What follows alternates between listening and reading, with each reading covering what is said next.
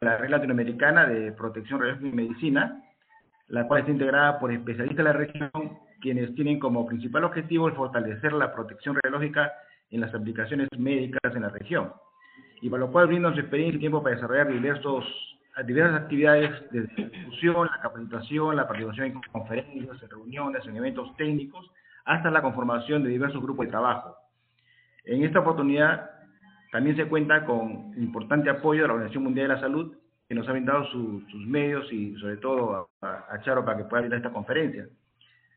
Se cuenta también con el auspicio de la Federación de Radioprotección de América Latina y el Caribe, la cual ha sido fundada hace 25 años con 4 sociedades de América Latina. Hoy tiene 13 sociedades que participan conjuntamente en diversas actividades de carácter de divulgación y capacitación.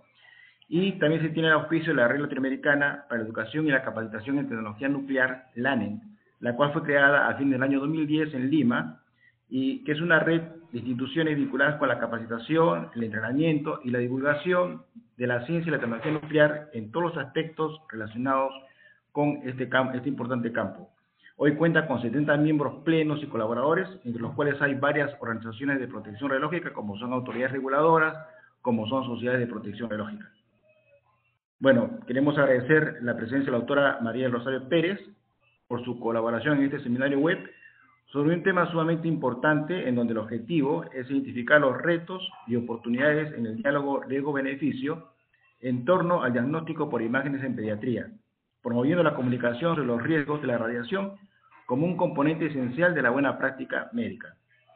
La doctora Pérez tiene un amplio currículum, lo cual no voy a poder darles mucho detalle por el tiempo corto que tenemos para este seminario.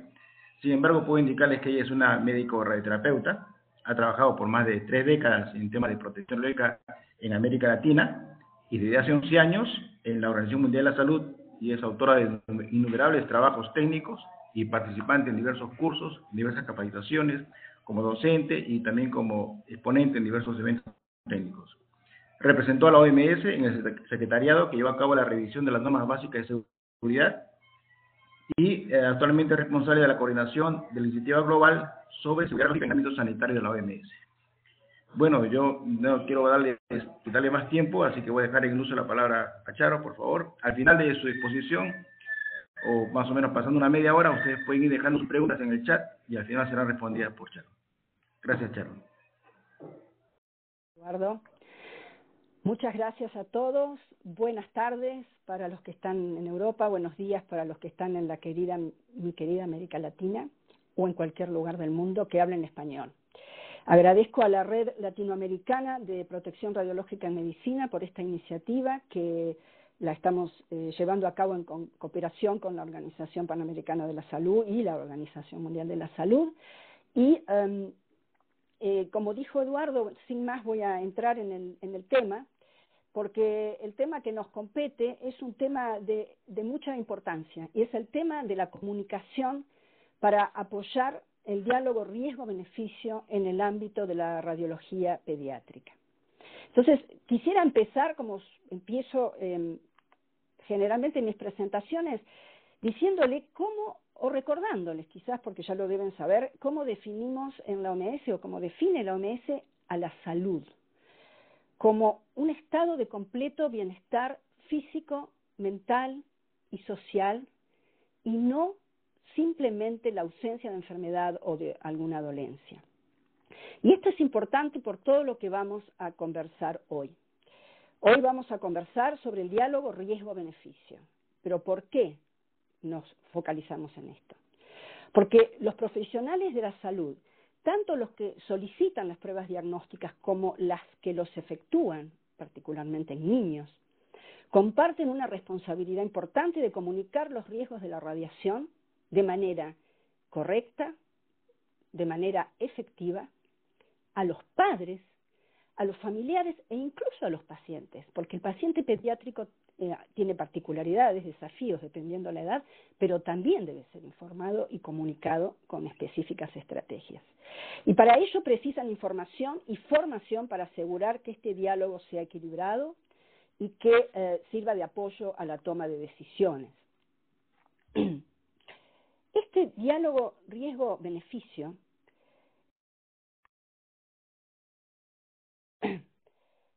¿por qué es que nos interesa tanto en este ámbito particular de la radiología pediátrica? Porque la tomografía computada en el cuidado de la salud pediátrica se ha convertido en una herramienta esencial para el diagnóstico de diversos tipos de lesiones y enfermedades. Cada vez más se utilizan los procedimientos intervencionistas pediátricos que nos permiten reemplazar a menudo procedimientos quirúrgicos más complejos. Cada vez más se está usando la tomografía axial de haz cónico para obtener imágenes tridimensionales en niños, en salud dental pediátrica.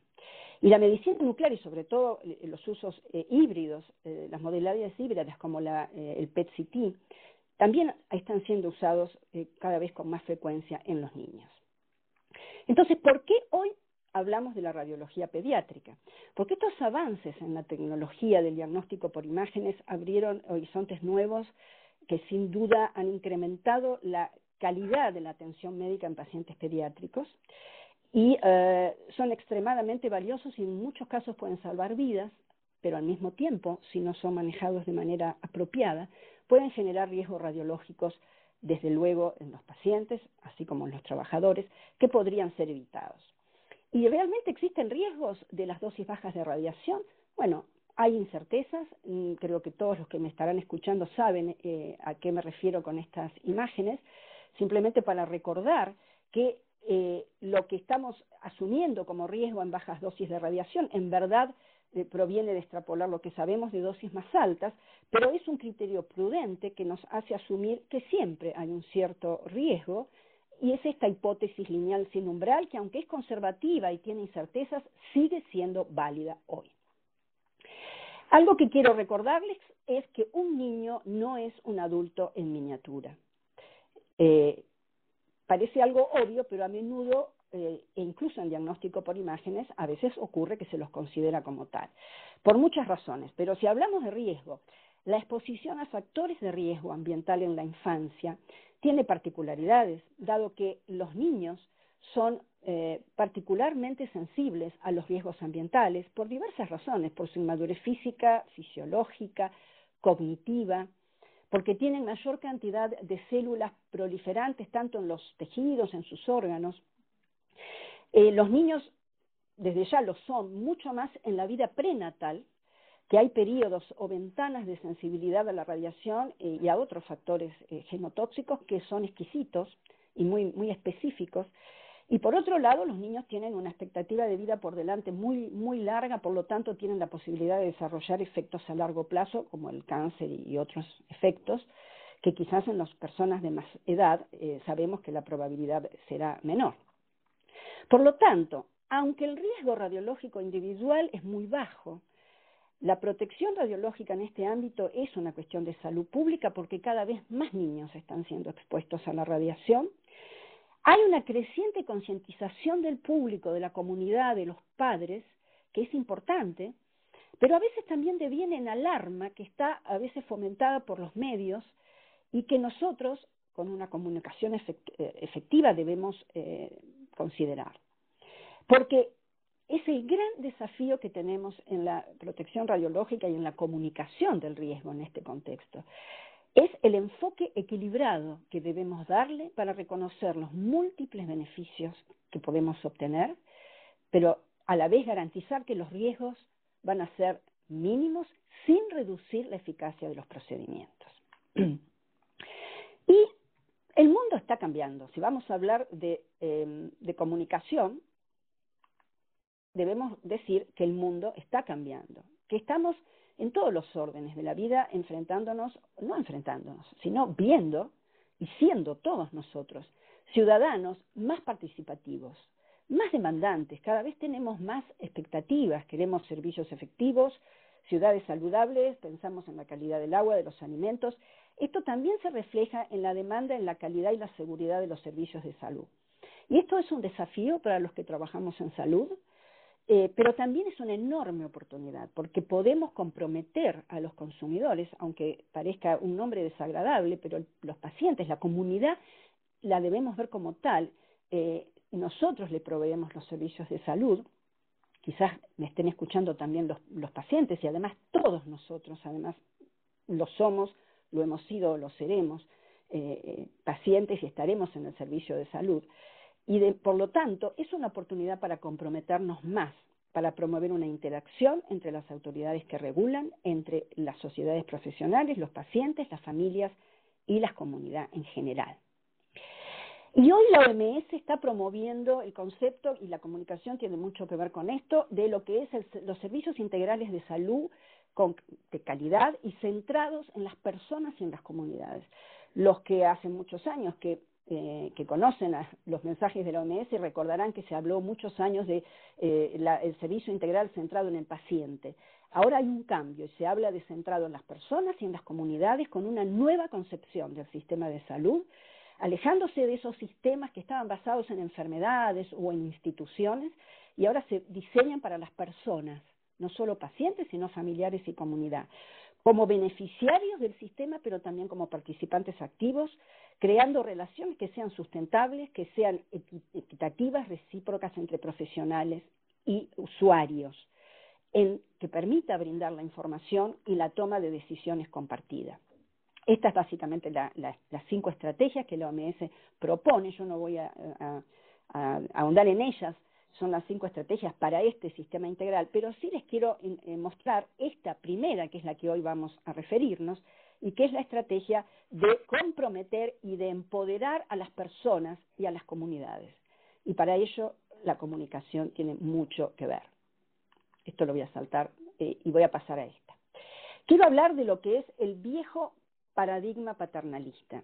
Bueno, yo tengo muchos años de médica, más de 3 décadas, como dijo Eduardo, y los que somos de esa época sabemos que la medicina paternalista, que es en la que nos educamos, es aquella en la que los médicos éramos la única fuente de consejo en materia de salud para los pacientes. Y en general los pacientes seguían los consejos de los médicos, no esperaban explicaciones, no las pedían, tampoco se quejaban por la falta de diálogo. ¿Cómo se pueden cambiar estos viejos paradigmas en la comunicación con los pacientes? Bueno, no es fácil, pero hay cosas que están ocurriendo. Hay un movimiento potencialmente transformador que tiene lugar en lo que hace a los pacientes y a su rol en el cuidado de su salud y la de su familia, pero al mismo tiempo todavía muchos pacientes y muchos trabajadores de la salud siguen usando o aplicando el viejo paradigma paternalista.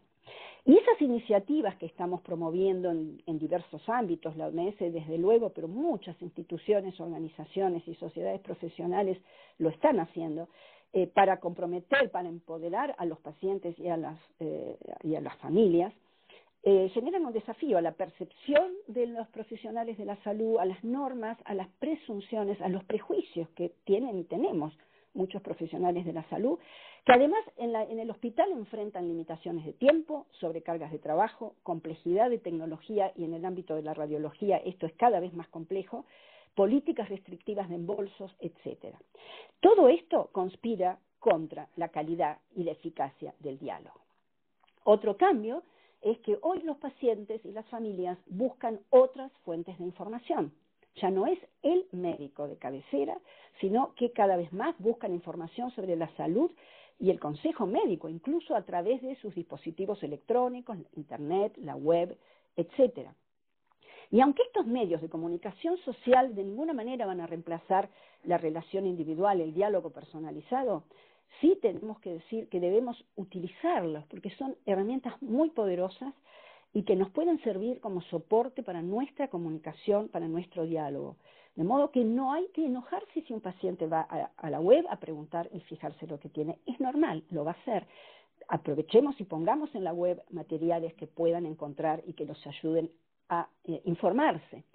Y esa comunicación centrada en el paciente es muy útil porque va a aportar información diagnóstica, le va a dar al paciente y a la familia la sensación de que está siendo escuchado, que lo que tiene para decirnos es importante y así lo sentimos nosotros, va a ayudar a construir esa relación médico-paciente que aprendimos en la universidad como una entidad inexistente o difícil de alcanzar, y que hoy, sobre todo en el diagnóstico por imágenes, adquiere otra dimensión. Ya no es el diálogo médico-paciente, no, es el diálogo entre el paciente y la familia y el médico prescriptor y el radiólogo y el técnico radiólogo, el físico médico, la enfermera. Hay muchos efectores en salud que están en este diálogo.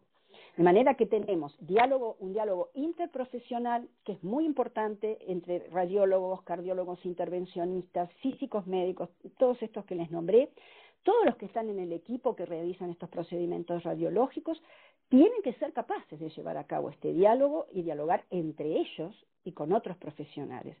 Sobre todo los prescriptores, aquellos que son pediatras, que son médicos de familia o médicos en emergencias. Es importante porque son los primeros que van a hablar con las familias.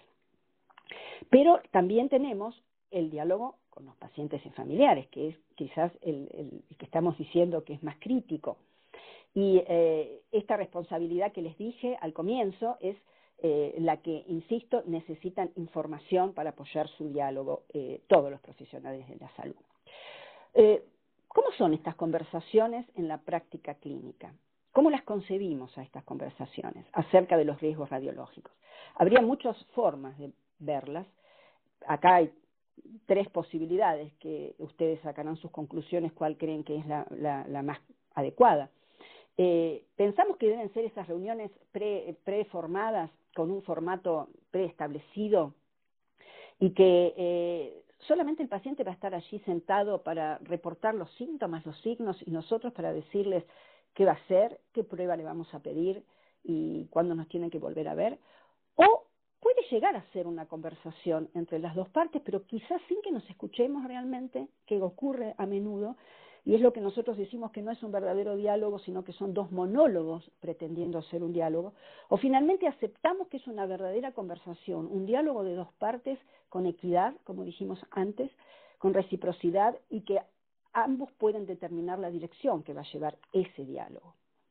Y en ese sentido es un poco el mensaje que quisiera darles en esta estrategia de comunicación, y es que nos desplacemos de ese monólogo paternalista que muchos de nosotros aprendimos como médicos y como pacientes también, a lo que sería el diálogo, este diálogo que sea efectivo y que ayude a la toma de decisiones informadas, ya no ese consentimiento informado pasivo que es una firma de un papel, sino realmente una toma de decisiones consciente. ¿Y cómo podemos mejorar ese diálogo riesgo-beneficio? Bueno, hay que informar a los pacientes y a sus familias.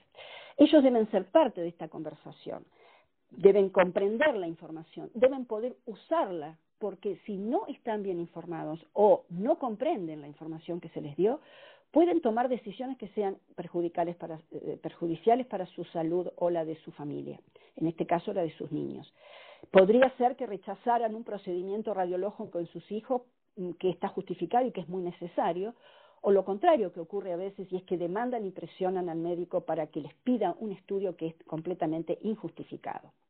¿Podemos empoderar entonces a los pacientes y a la familia con información? Sí, podemos. Y esto que les mencioné antes es que los pacientes piden tomografías computadas, por ejemplo, que son innecesarias, y esto está tomado de una de las pacientes de nuestra red, de la OMS de Pacientes por la Seguridad del Paciente, que estuvo en el lanzamiento, en un seminario similar a este, y nos decía que tanto los prescriptores como los propios pacientes pueden sobreestimar los beneficios de la tomografía computada o pueden subestimar los riesgos de la radiación si no se los explicamos adecuadamente. Y a veces van a dudar a lo mejor de aceptarla si por el contrario están más preocupados por el riesgo de la radiación que por lo que realmente la tomografía o el estudio podría hacer como beneficio para el manejo de la patología o la lesión que tiene su hijo. ¿Y cómo podemos avanzar hacia un diálogo riesgo-beneficio efectivo? Para eso necesitamos información, necesitamos formación, pero también necesitamos herramientas que apoyen a esos profesionales de la salud en esa comunicación de los riesgos y que les permita respaldar ese diálogo sobre los beneficios y los riesgos en todo el proceso de asistencia sanitaria. Yo lo que tomé como ejemplo para el seminario de hoy es una herramienta que produjimos en la Organización Mundial de la Salud con el apoyo de muchos expertos y organizaciones, y que es una herramienta que, esta primera herramienta estuvo pensada no directamente para los pacientes o los familiares o los padres, sino para los profesionales de la salud, fundamentalmente los que prescriben las pruebas diagnósticas.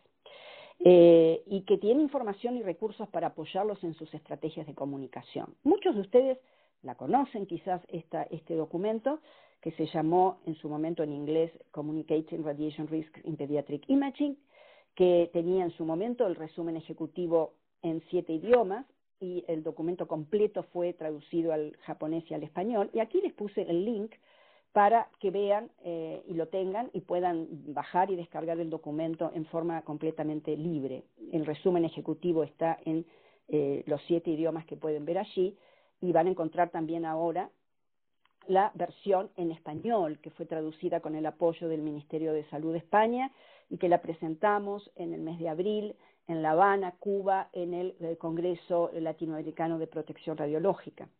Tengo la alegría de decirles hoy que además ya comenzó la traducción al francés de este libro con el apoyo del Instituto de Radioprotección y Seguridad Nuclear de Francia, y que este libro está siendo traducido con el objetivo, y creemos que lo vamos a lograr, de ser presentado en el 5º Congreso Africano de Protección Radiológica que se va a llevar a cabo en Tunisia, en Túnez, a comienzos de septiembre. Y también con muchísima alegría y gratitud también a otra institución, que es a la Escuela Superior de Tecnología de Salud de Coimbra, de Portugal. Tanto este como el anterior, IRCN, son centros colaborativos de la OMS que nos apoyan en nuestro trabajo.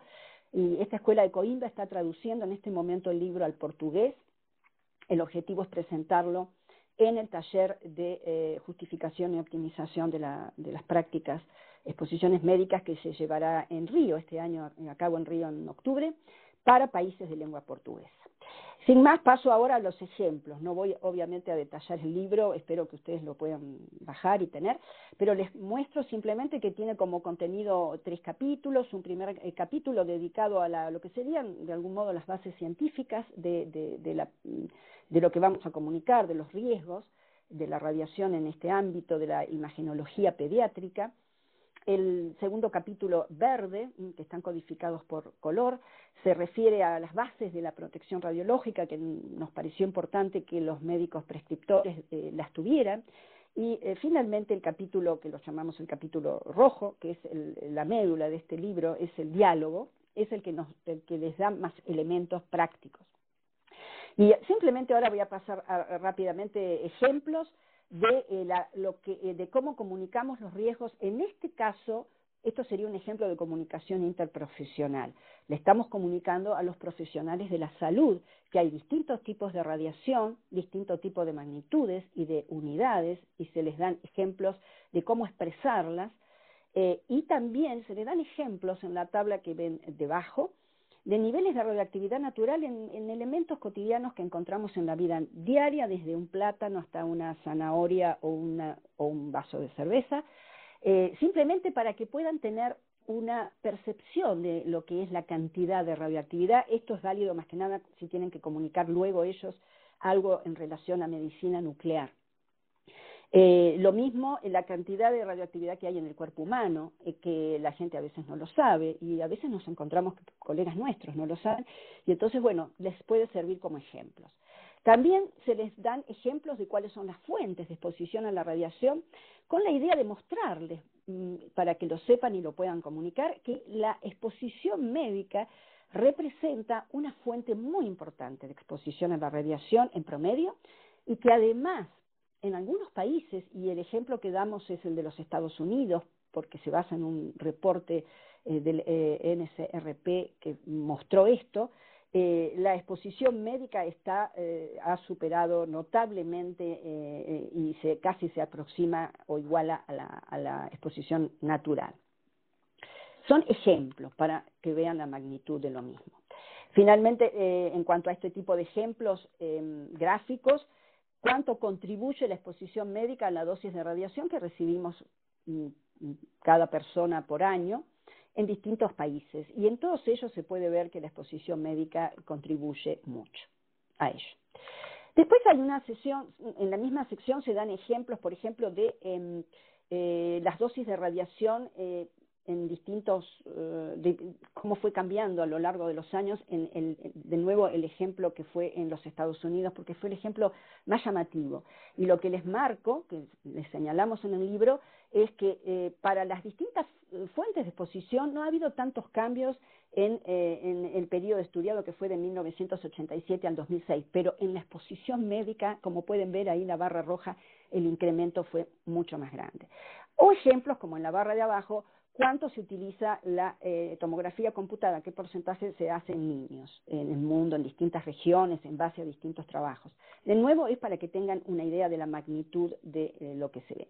Luego hay una sección donde van a ver que hay un ejemplo de cuánto puede ser la dosis que da o contribuye a la dosis efectiva mundial, distintos tipos de procedimientos.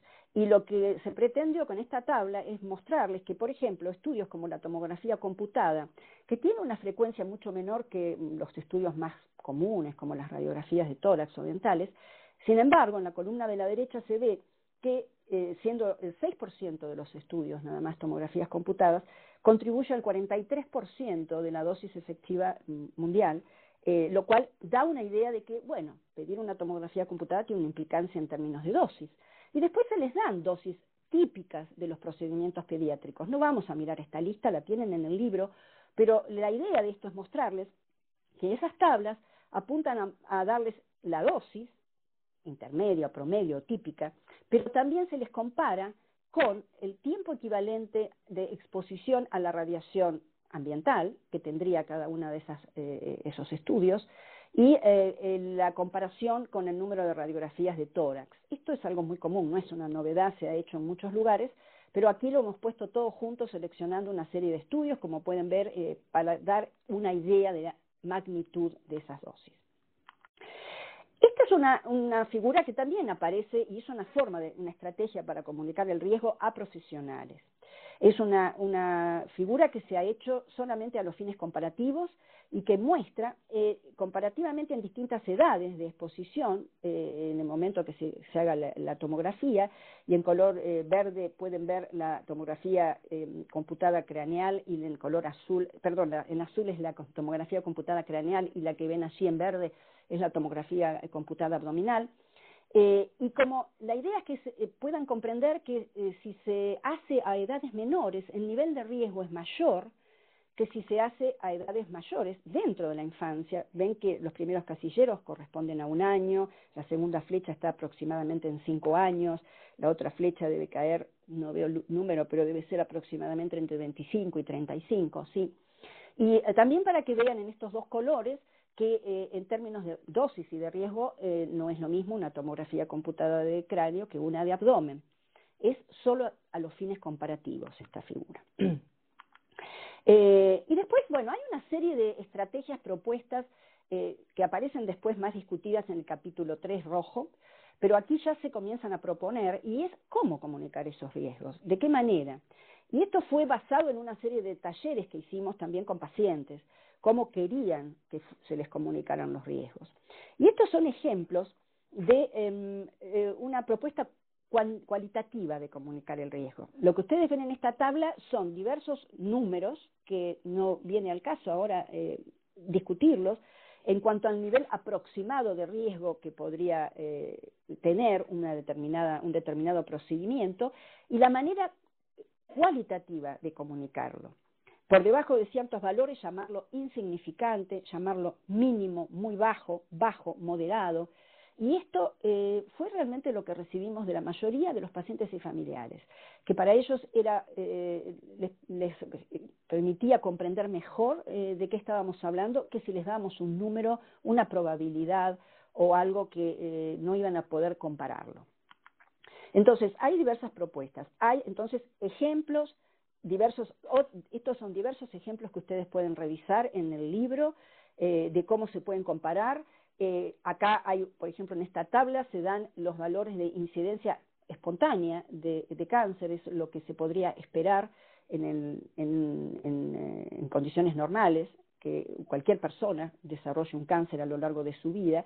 Particularmente, este es una estadística porque era la que estaba disponible de los Estados Unidos y que se puede adaptar a cada uno de los países, por eso ven este valor que es 42%, pero en general en el mundo es del orden del 33%, es decir, 1 de cada 3 personas va a desarrollar un cáncer estadísticamente.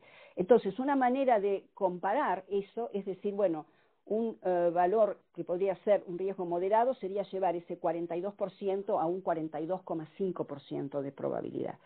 Bueno, esto podría ser una manera de comunicar el riesgo también como estrategia. Y de nuevo hicimos el ejercicio de tomar pruebas diagnósticas y poner al lado cuánto aumentaría esa probabilidad o esa esperanza espontánea de que una persona, esperanza matemática me refiero, de que una persona pueda desarrollar un cáncer a lo largo de su vida, en cuánto se incrementaría con uno de estos procedimientos. Y luego a la derecha está nuevamente la comunicación, digamos, cualitativa, de las que le hablé al principio. Acá también hay otros ejemplos más con las prácticas más comunes que se pueden hacer en pruebas pediátricas, y como ven tomamos ejemplos tales como las radiografías dentales intraorales, tomografías computadas de cráneo, que son las más comunes en los chicos, abdominales, pero también hay algunas cosas no tan comunes como el PET-CT, que se utiliza muy particularmente en casos sobre todo de oncología pediátrica. Como ven, hay muchos ejemplos, y este ejemplo tiene la particularidad, esta tabla, de que le permite al médico ver la diferencia entre si estos estudios se hacen a 1 año, a 5 años, a 10 años, y poder usar esta tabla a lo mejor para apoyarse en la comunicación con sus pacientes. La otra sección que sigue es la sección verde, la sección que se refiere a la protección radiológica, y ahí se trata de explicar el uso adecuado del radiodiagnóstico en pediatría, y sobre todo para explicar que se pueden controlar, que se pueden minimizar los riesgos de la radiación, y que habría que preguntarse si ese examen es necesario, si se puede responder la misma pregunta clínica quizás con otro examen que sea equivalente con menos riesgo, y que una vez que se confirma que el examen es necesario, hacerlo con los procedimientos adecuados para que la dosis sea la mínima necesaria para obtener la información diagnóstica. Entonces, un poco el mensaje es hacer el procedimiento correcto y hacerlo de forma correcta. En esta sección se da el mensaje para que los médicos le transmitan a sus pacientes y familiares que el beneficio de un examen supera el riesgo cuando la prescripción es apropiada y el examen está indicado, y además cuando el examen se hace de manera correcta, apropiada en el sentido de la dosis que se va a dar, el área que se va a exponer y demás. Estos dos son los clásicos principios de la protección radiológica en medicina, la justificación y la optimización.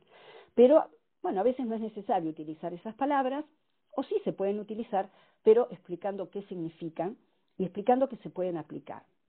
Y que esto no va a ser el caso si vamos a hacer un estudio que no tiene indicación clínica, o vamos a hacer una tomografía computada en un bebé de 1 mes usando parámetros de adultos.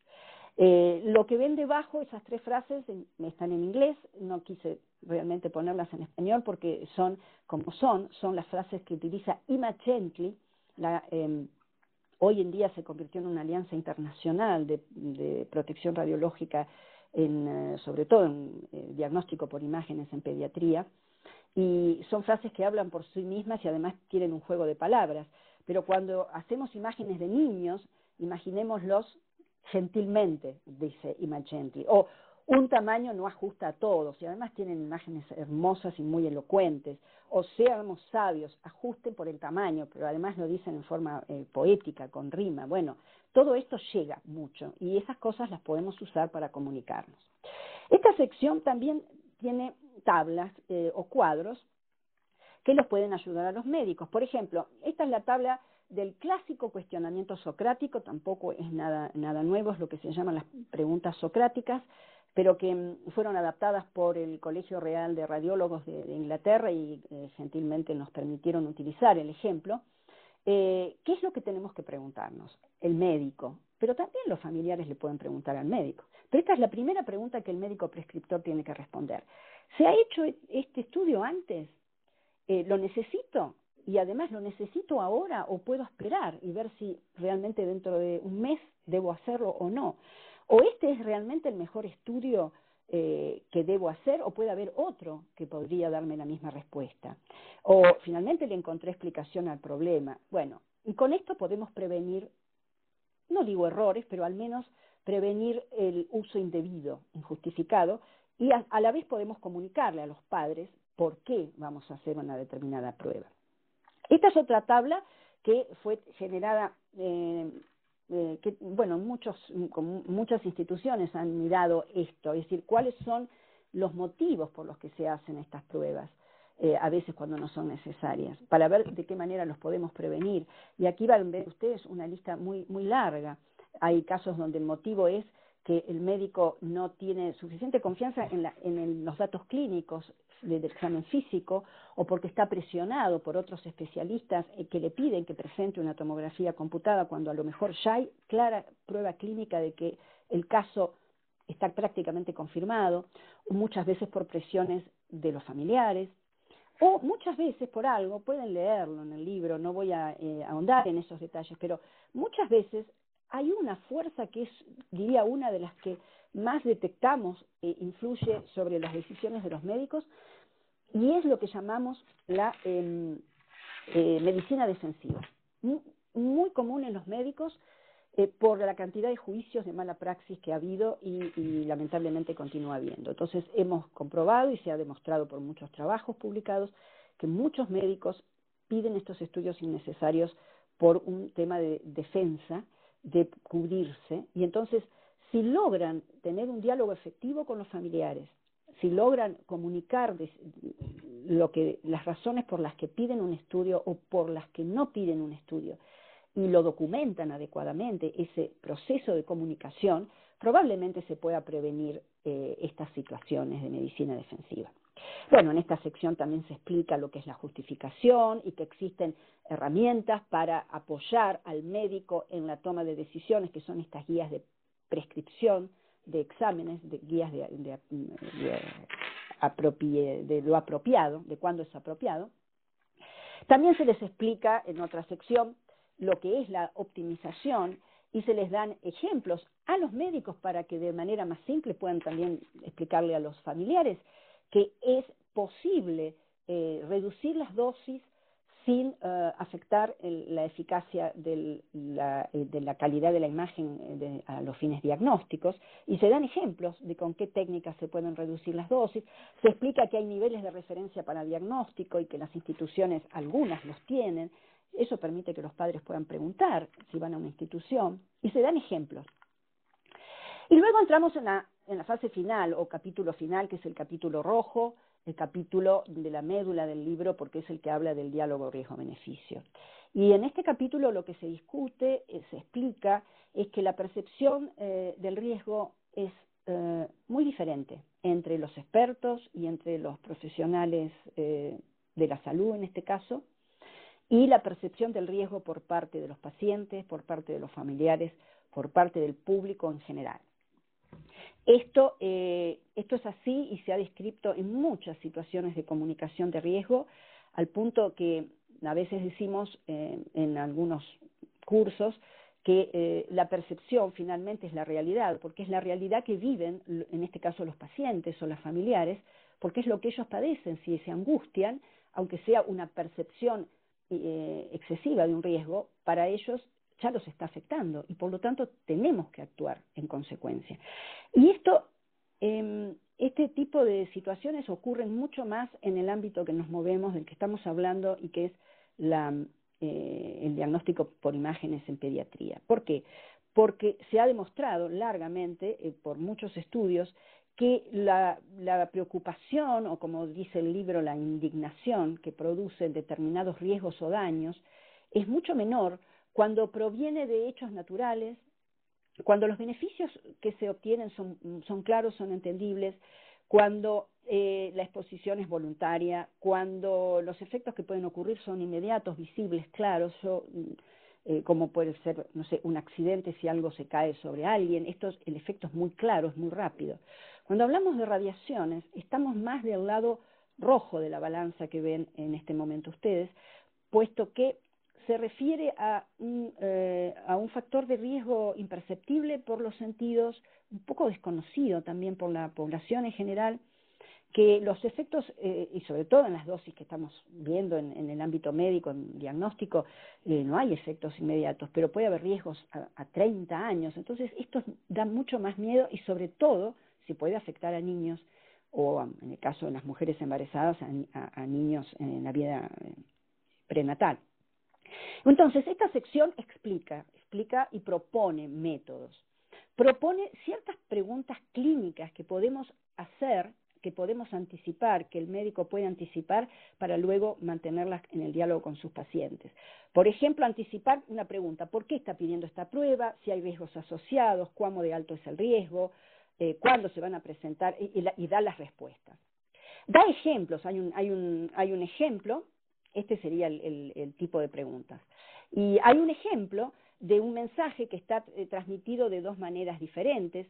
En un caso, explicándole a una mujer que se sometió a una tomografía computada debido a un accidente de tránsito y estaba embarazada, decirle que probablemente esa tomografía ha duplicado el riesgo de que su hijo tenga cáncer antes de que tenga 19 años, versus a decirle que la tomografía fue necesaria para salvarle la vida a la madre y por ende a su hijo, y que si la probabilidad de que el hijo no tuviera ningún tipo de patología asociada fuera 96,7%, puede haber bajado a 96,4%, y este porcentaje de diferencia es ese número en el que se puede haber incrementado el riesgo, en un 0,3%. Bueno, pueden leer el ejemplo, no tenemos tiempo ahora, pero la idea sería que, si les pregunto qué les parece más adecuado, ahora no los voy a escuchar, pero obviamente es la segunda, porque en la primera la vamos a alarmar innecesariamente. Hay una lista de preguntas y respuestas, hay una larga lista de preguntas y respuestas ya anticipadas para las distintas modalidades que pueden podrían ser las que hacen los padres, y hay propuestas para responderlas. Hay un ejemplo que se llama esquematización de mensajes o message mapping, que es cómo prepararse para, con este cuadro que les voy a mostrar ahora, para anticipar algo que le queremos explicar a los familiares o a los pacientes con una pregunta que en este caso es muy simple: ¿qué cantidad de radiación va a recibir mi hijo en esta tomografía? Este es el ejemplo. Pero entonces, ¿cómo vamos a dar 3 mensajes claves? Y cada uno de esos mensajes claves ya prepararnos con soporte para explicarlo. El soporte puede ser una figura, el soporte puede ser una tabla, puede ser un ejemplo. Esto simplemente es para que vean que ellos deben prepararse para el diálogo.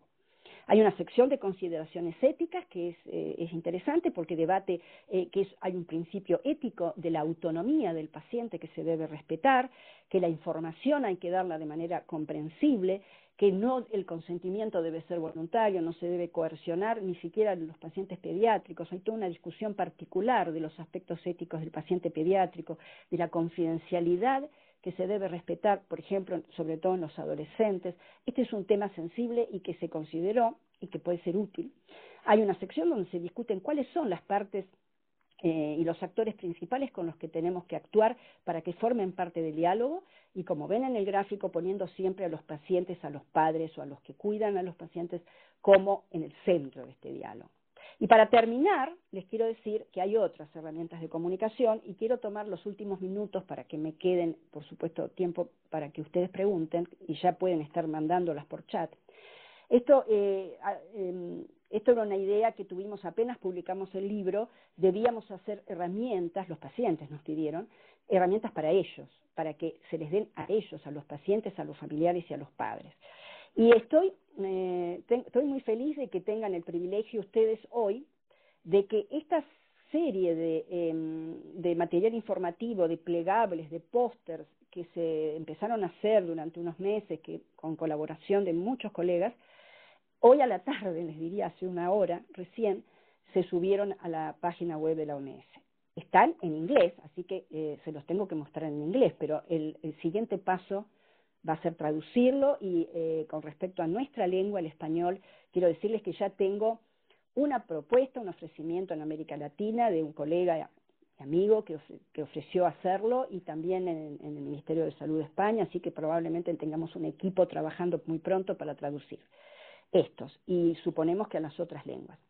Igual voy a pasar rápido, pero les quiero mostrar, son plegables trípticos con información general sobre radiología pediátrica, el que están viendo, y como ven ustedes, está escrito un poco diferente, tiene las preguntas que los padres pueden hacerle a los médicos, y en la otra cara tiene ejemplos, por ejemplo, de en qué casos ha habido situaciones donde los estudios son útiles, qué estudios llevan radiación ionizante o no ionizante, la utilidad, explica de forma muy simple lo que es la optimización y la justificación. Este es el ejemplo general de radiología pediátrica. Hay uno específicamente sobre tomografía computada, un plegable tríptico, con lo mismo, con las preguntas, con ejemplos, y que en el interior van a ver distintas explicaciones e incluso una tabla comparativa cualitativa de los riesgos. Hay otro plegable para medicina nuclear en niños, con el mismo criterio, las preguntas que se pueden hacer: ¿qué es la medicina nuclear en los niños? En el caso de la pediatría, ejemplos donde la medicina nuclear puede salvar la vida o puede mejorar, prevenir una complicación, distintos tipos de procedimientos, y hay uno para radiología intervencionista en niños que tiene la misma criterio, con las preguntas y con las modalidades y ejemplos. Cada uno de estos tiene el póster, no los puse para ahorrar tiempo, pero lo van a ver, un póster parecido, con una información parecida, que lo pueden imprimir en tamaño A3 o A2. En la página van a ver en A3, si lo quieren en A2 no tienen más que pedirlo y se les puede hacer llegar. Entonces yo con esto quiero terminar. No traduje esto porque me gusta mucho a mí esta imagen de la enfermera que le dice al médico que el médico lo va a ver, que no le promete que le va a hablar, pero que seguro lo va a ver. Y a mí me parece que esto no tiene, en todo el mundo pasa, lamentablemente, y lo tenemos que terminar, tenemos que mejorar este diálogo, sabiendo que toda conversación buena comienza con escucharse uno al otro. Antes de irme les quiero agradecer a todos, son muchos, en el libro hay muchos nombres, no puedo nombrarlos a todos, hubo muchos talleres para hacer esto y lo seguirá viendo. Puse aquí algunos nombres de los colegas del grupo, digamos lo que llamamos el core group de los expertos que han apoyado a la OMS en todo este proceso, pero simplemente les quiero dar las gracias a todos y gracias, Eduardo, una vez más por haber organizado este seminario. Te paso la palabra para las preguntas. Muchas gracias a todos.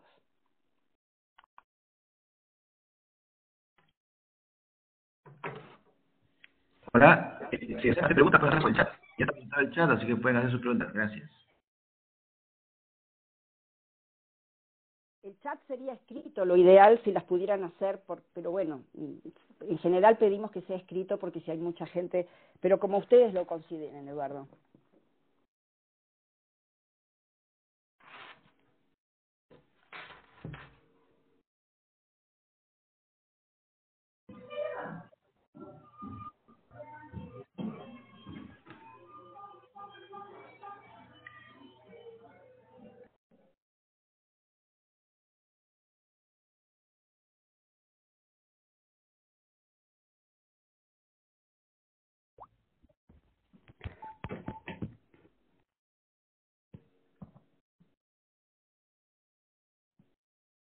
Bueno, no escucho la voz, veo que hay alguien cuyo nombre comienza con I, pero no sé si está hablando.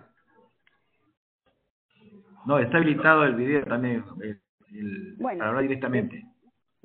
Si pueden hablar, lo hacen, y si no, lo escriben en el cajoncito de diálogo que tiene el Webex abajo. Y en el caso de que no llegaran a poder mandarlas ahora, con Eduardo nosotros vamos a seguir interactuando, envíenlas y las podemos responder. Y simplemente les digo que el próximo paso, mientras espero las preguntas se lo cuento, que ya empezamos a trabajar con un grupo también de buenos días. ¿Cómo obtuvo el dato del 50% de probabilidad de riesgo de contraer cáncer? Si que pudiera especificarnos un poco más al detalle. Gracias. No es 50%, el promedio, la estadística es mundial, es del 33%, y los datos se obtienen de un banco de datos de la Agencia Internacional de Investigación de Cáncer, que está en Lyon, que es una agencia especializada que depende de la Organización Mundial de la Salud, que recoge todas las estadísticas de cáncer. Usted puede ir allí, están libres en la página web de la Agencia Internacional del Cáncer, y usted puede ir a su país y verificar en su país en particular cuál es ese valor. El valor del 33% aproximadamente es un promedio mundial. El valor del 42% que ustedes ven en la tabla que se puso como ejemplo, y está explicado que es un ejemplo, era el valor de una persona del sexo masculino en los Estados Unidos en el día de hoy, y es 42%. Lo que se ve en general es que los países más desarrollados tienen una probabilidad de desarrollar cáncer más alta y desarrollan menos enfermedades transmisibles, por ejemplo, y en otros países de menor desarrollo, de menor nivel de ingresos, la probabilidad suele ser menor, sobre todo esto se nota más en la mortalidad que en la incidencia de cáncer, dado que sufren más patologías de enfermedades transmisibles.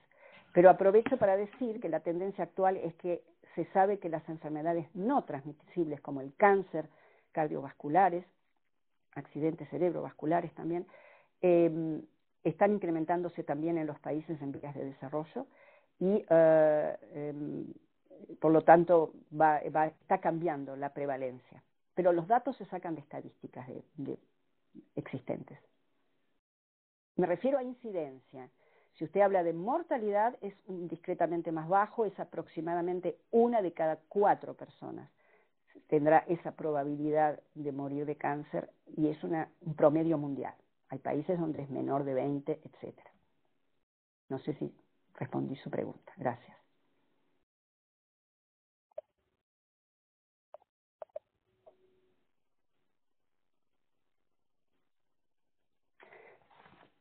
Lo que les quería decir mientras espero el chat es que estamos haciendo un tríptico parecido, plegable a este, para radiología dental en niños. Ya lo empezamos, tenemos un primer borrador muy preliminar, en cooperación con el Organismo Internacional de Energía Atómica, la Federación Dental Mundial y Macently.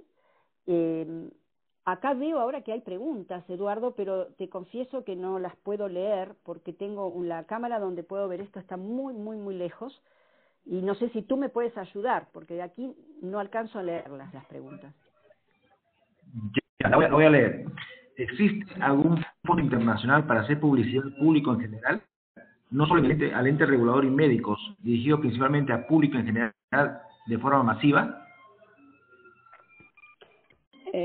Bueno, no, foros existen muchos. ¿Se escuchó? Sí, Eduardo, sí, la escuché. Las voy a responder brevemente, así Yeah. podemos responder más. Existen muchísimos foros. Lo que yo, si hablamos de este tema, orientaría mucho a buscar las que son las asociaciones de pacientes. La OMS tiene una red que se llama la Red Internacional de Pacientes por la Seguridad del Paciente. Hay muchas también, hay muchas otras, pero yo les puedo referenciar esta. Y tiene pacientes que son los llamados pacientes campeones, porque son pacientes o familiares que han sufrido a veces errores médicos, y que en lugar de tomar una actitud negativa, quieren, al contrario, trabajar y comprometerse para mejorar la calidad de la atención en salud. Y hay más de 300 ya en todo el mundo, son personas que han sido entrenadas, nosotros trabajamos mucho con ellos en este proyecto, y ustedes se pueden comunicar conmigo o con Eduardo, y él me lo hará llegar, y con mucho gusto les podré informar si en vuestros países existen. De hecho, sé que hay en muchos países de América Latina este tipo de asociaciones de pacientes que son miembros de esta Red Mundial de Pacientes por la Seguridad del Paciente. Y ellos están muy interesados en multiplicar esa comunicación si ustedes lo quieren. Parece que la persona que hizo la pregunta se refería a fondos monetarios. Ah, yo entendí foros, perdón, fondos. Bueno, fondos no existen así naturalmente. Los fondos los pueden poner instituciones, organizaciones. En el caso de la Organización Mundial de la Salud, bueno, los fondos que sustentan a la Organización Mundial de la Salud, ya sea de presupuestos regulares o de contribuciones voluntarias, y en por ejemplo, este proyecto en particular ha sido apoyado por contribuciones voluntarias que han sido reconocidas de gobiernos y obviamente organismos oficiales, no organismos privados, que están interesados en ayudar. Entonces, no los hay espontáneamente, no. Ustedes deben trabajar para generar esos recursos o para movilizarlos o para lograr que las instituciones donde trabajan asignen parte de su presupuesto a lo que es la estrategia de comunicación como parte de una estrategia de protección radiológica en una facilidad médica o en una institución, una sociedad profesional o una autoridad reguladora de salud o radiológica, etcétera. En muchos casos se asignan los presupuestos como parte de la estrategia. Bueno, acá hay otra pregunta. Dice, quería saber de qué forma se hacen los estudios para encontrar el riesgo de un cáncer de radiología. ¿Cómo se puede afirmar que un cáncer fue generado por un examen médico y no otras causas a lo largo del tiempo de vida? La respuesta es muy simple, no se puede. La respuesta es absolutamente no se puede, no existe ningún método hasta el momento, ninguna, como se dice en inglés, hallmark, una marca específica en ningún tipo de cáncer que nos permita confirmar que ese cáncer haya sido inducido por la radiación. Por eso cuando les mostré una de las diapositivas y les dije, todo lo que hacemos en materia de comunicar el riesgo y por ende manejarlo al riesgo, reducirlo al riesgo, está basado en cómo se ha evaluado ese riesgo. Y esa evaluación de riesgo se ha hecho en base a datos que tenemos de dosis moderadas, dosis bastante más altas de que las que se reciben en el diagnóstico por imágenes. Y la mayoría de los datos han provenido de estudios, por ejemplo, el estudio de Hiroshima y Nagasaki. Actualmente, en cambio, actualmente se están conduciendo un número importante de estudios epidemiológicos en niños que o personas que son ahora adultas, pero que han sido expuestas cuando eran niños, por ejemplo, a tomografías computadas. Todavía es prematuro sacar una conclusión definitiva, pero esos estudios epidemiológicos tampoco nos van a permitir afirmar que un determinado cáncer haya sido o no atribuido a la radiación, sino que se hacen en poblaciones muy grandes, los más grandes que se están haciendo ahora, hablamos de millones de personas, y se hacen comparaciones entre los grupos expuestos y no expuestos. Y si se ve que hay una diferencia que se dice que es estadísticamente significativa, se puede inferir que podría haber un riesgo asociado a la exposición, en ese caso en la infancia, a una tomografía, pero hay que tener siempre ese cuidado de que pueda haber habido otros factores que se llaman confundentes. Entonces, la respuesta a su pregunta, le repito, no hay una manera de saber si un cáncer fue debido a la radiación. Sí ha habido indicios y pruebas, en algunos casos evidencias de que a dosis mayores existen esos riesgos, y hablo de dosis del orden, incluso hoy hay algunos datos por debajo de los 100 milisievert, bueno, los que conocen las unidades lo comprenderán, ya están habiendo datos por debajo de eso, pero todavía no podemos decir que todavía hay un nivel de incerteza. Entonces, nos basamos en la epidemiología. Eso es la herramienta más poderosa que tenemos en este momento. Y por eso prevenimos por prudencia. Bien, acá hay otras preguntas. Antes de pasar a la siguiente pregunta, acá tenemos un saludo de nuestro amigo César Arias, que bueno, agradece por la presentación y va a utilizarlas en las charlas y cursos que él desarrolla en la universidad. Bueno, un abrazo. Y pasamos a la otra pregunta. En mi experiencia, comenta otra persona, por suerte tenía un solo padre que se negó a realizar un estudio de una niña de 7 años. Sistemáticamente hago una entrevista explicando todo, pero en casos de resistencia por padre o madre, ¿cómo se puede persuadir? ¿Se podría utilizar el documento para obtener ejemplos de estos casos? Yo aún no lo leí. Bueno, la pregunta esa es una pregunta muy interesante. Yo creo que es un muy buen ejemplo para un taller, por ejemplo, para trabajarlo en un taller, porque es un escenario que puede pasar. ¿Qué hacemos?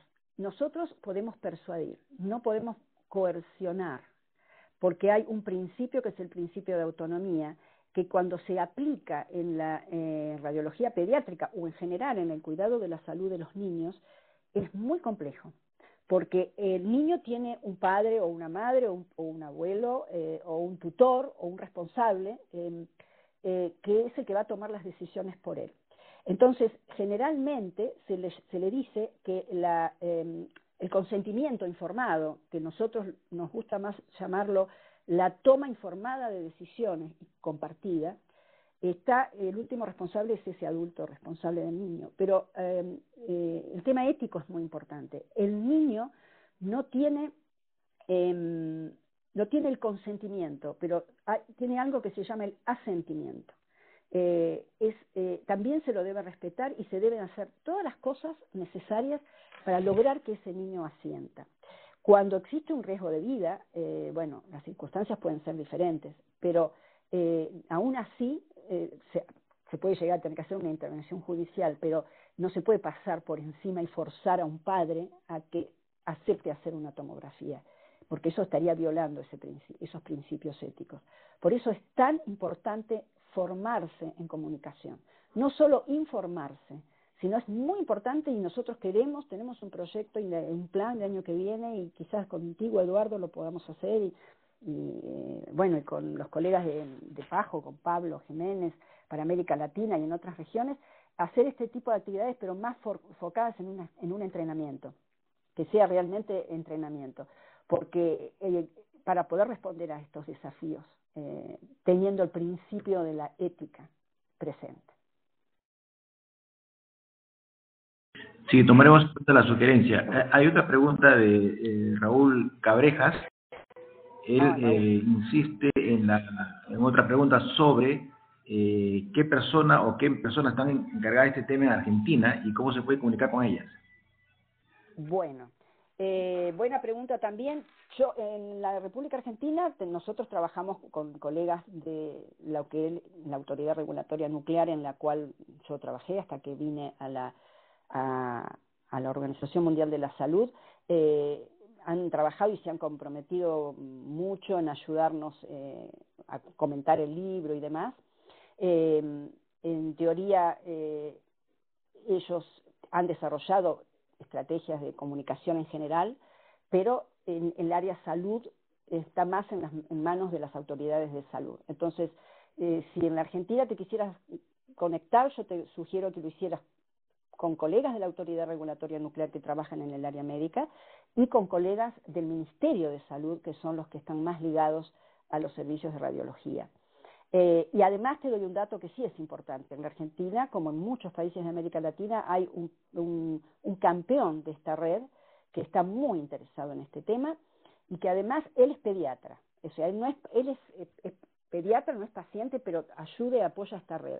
Y está en la Universidad de El Salvador, con mucho gusto te puedo pasar sus datos, y él está realmente interesado en promover esto de la comunicación y el diálogo alrededor del tema. Así que creo que tenés un material muy bueno y tenés una sociedad de radiología excelente y una sociedad de radioprotección en el país que sin duda se va a comprometer. Así que tenés elementos y sociedades e instituciones que pueden apoyarte, Raúl. Charito, muchas gracias por tu presentación. Yo creo que hemos agotado las preguntas por momento. Si tuvieran alguna que hacer, pueden dirigir directamente a Charo o a mí, le haré llegar a Charo en cuanto las tenga. Muchas gracias por la asistencia de ustedes a este seminario web, que vamos a continuar. El próximo mes tenemos otro seminario, el último martes del mes de agosto. Ya le vamos a comunicar por los medios que ustedes han recibido la comunicación, ya sea por las listas de interés o por las redes sociales. Muchas gracias a todos, gracias Charo nuevamente y hasta una próxima oportunidad. Muchas gracias a todos. Adiós. Adiós. Adiós.